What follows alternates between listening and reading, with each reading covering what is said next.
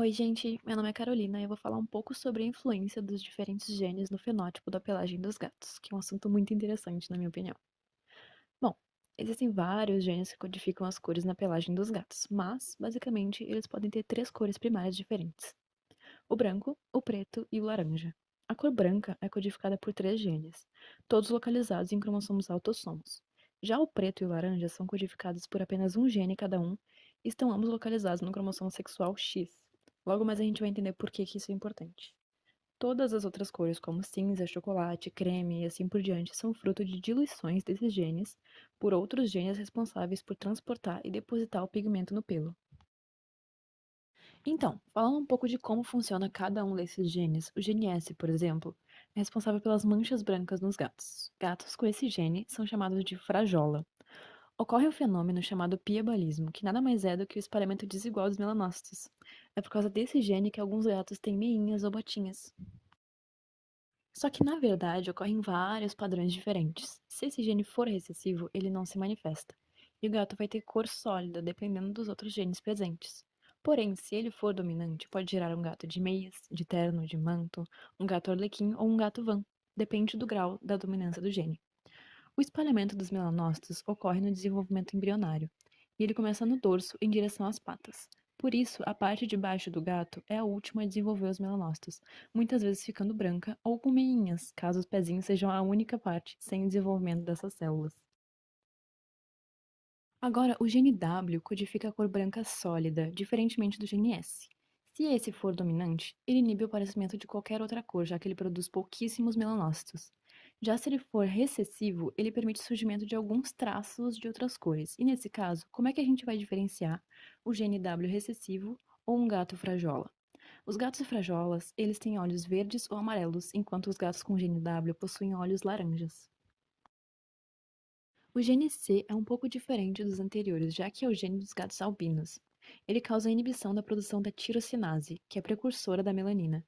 Gatos albinos têm olhos azuis ou rosados.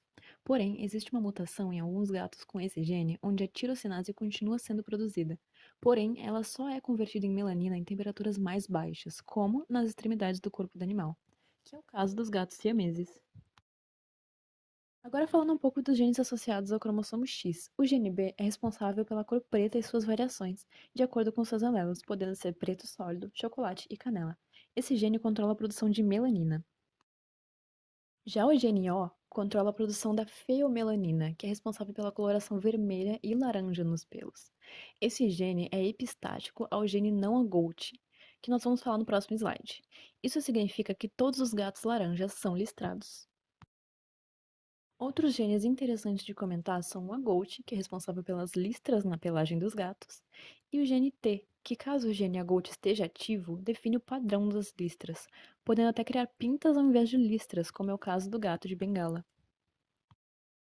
Bom, e com isso nós podemos falar de um caso muito específico da mistura de vários desses genes, que é o caso da gata de três cores, ou cálica, que eu tenho certeza que todo mundo já deve conhecer. Nesses gatos, nós temos tanto o gene B ativo quanto o gene O, um em um dos cromossomos X e o outro no outro. Por isso, é um fenômeno exclusivo de gatas fêmeas. Já o branco surge independentemente nos cromossomos autossomos. A hipótese de Mary Lyon explica que nos mamíferos, para equilibrar a dosagem genética entre machos e fêmeas da mesma espécie, um dos cromossomos X é inativado em cada célula ao acaso. Assim, algumas células produzem a cor preta e outras a cor laranja, permitindo a coexistência de ambas as cores num mesmo indivíduo. Dito isso, existem três variações desse tipo de pelagem, de acordo com os genes presentes.